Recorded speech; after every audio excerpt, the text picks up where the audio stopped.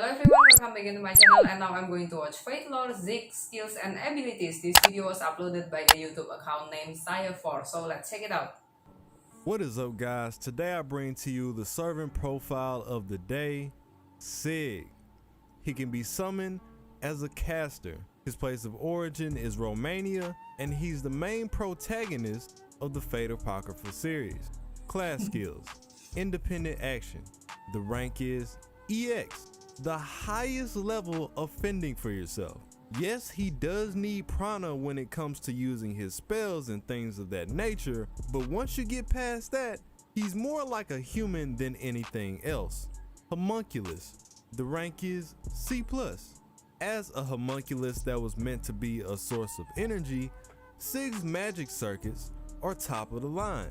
He was created with the same secrets that the Einsburns used to produce their homunculi, largely noted by the fact that he has the dark red eyes. Personal skills, Dead Count Shapeshifter, Dragon Revelation command spells. The rank is EX. Feels like we're seeing a lot of those. From the time that Sieg took Siegfried's heart into his body, he was born anew.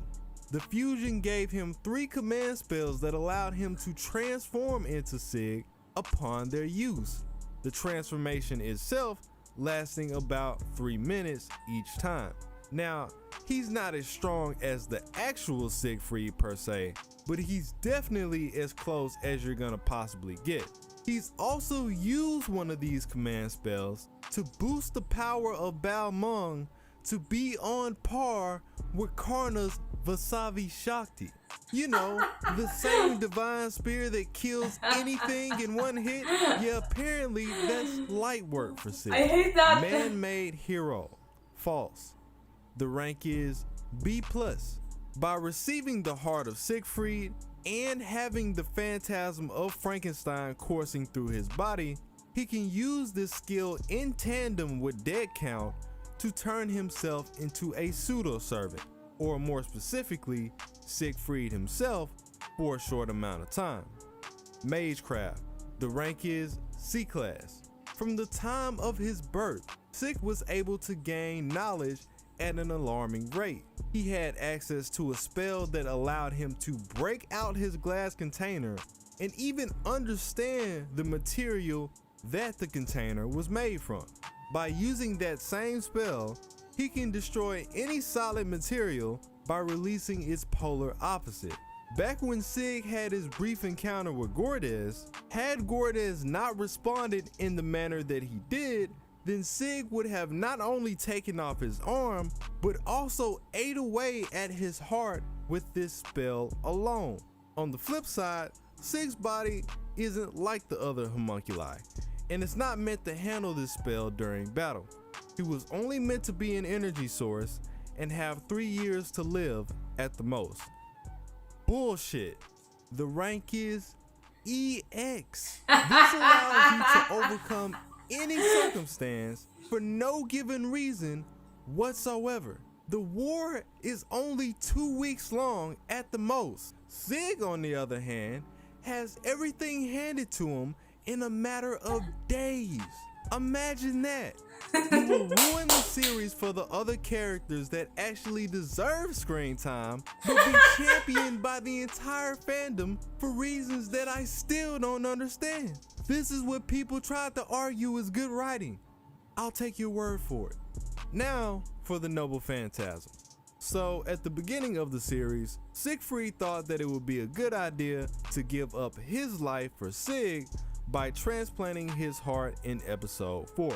From that point forward, Sieg gained access to a number of Siegfried's utilities just from having this organ as a part of his body. Because he has Siegfried's heart and uses Frankenstein's electrical attribute, galvanism, Sieg has the ability to harness both of their phantasms at will. He can access Balmung, the cursed sword of Siegfried, that allowed him to go toe-to-toe with the deity Karna and Mordred, the armor of Fafnir, allowing him to withstand most attacks unless they're extremely powerful. Bridal chest from Frankenstein, which pretty much is the basis of Frankenstein's electrical energy, allowing him to use the strength of Balmon's attack over and over again with zero repercussion. And he has Frank's sacrificial attack, Blasted Tree, which takes Bridal Chest to its max limit and releases all of that electrical energy on the surrounding area.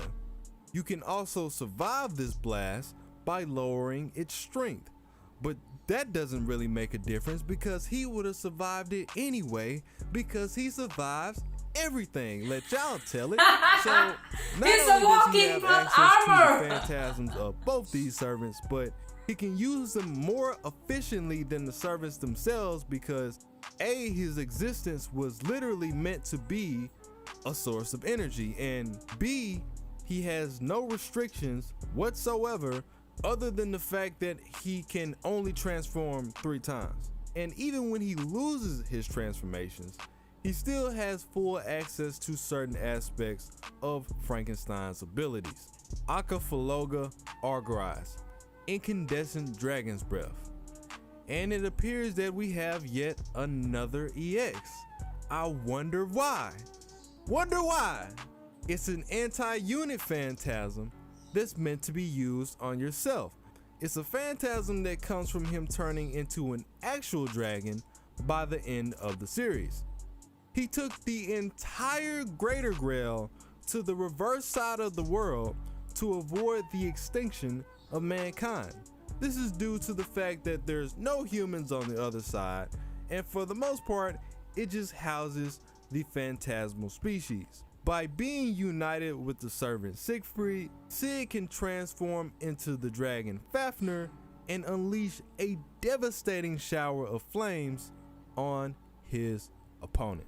Okay guys, so that's the end of this video, which is Fate Lore, Sieg skills and abilities. And I totally agree with all of the creators said in this video because Sieg already got so many privileges from the beginning of the series. He got Siegfried's Heart, an extra command seal from the ruler, and then he became a master of Astolfo, and then he got the noble phantasm of Frankenstein, and then the ruler was falling in love so bad with him, and the other privileges that make him can survive until the end of this series. But what I hate the most from Fate Apocrypha is when Sieg and Astolfo somehow could win against Karna. That's why after watching Fate Apocrypha, I think Sieg is a broken character with so many plot armor, and I think Amakusa Shiro Tokisada is the real protagonist. But in Fate Grand Order, I think Sieg can be a useful and powerful servant, and he even got a very cool animation of Noble Phantasm, and he got a special soundtrack when he was using the Noble Phantasm. It's the soundtrack from Fate Apocrypha.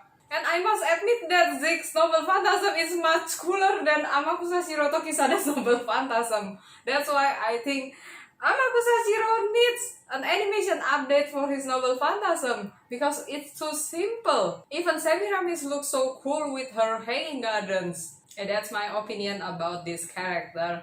I never liked him in Fate Apocrypha, but in Fate Grand Order, I think he can be a powerful and useful servant. So thanks for the one who shared the link of the video in the comment section. I really appreciate it. And as usual, if you guys have another video that you want me to react to, just put in the comment section. So thank you guys for watching our video. Don't forget to like and subscribe to my channel. See you again on my next video. Take care.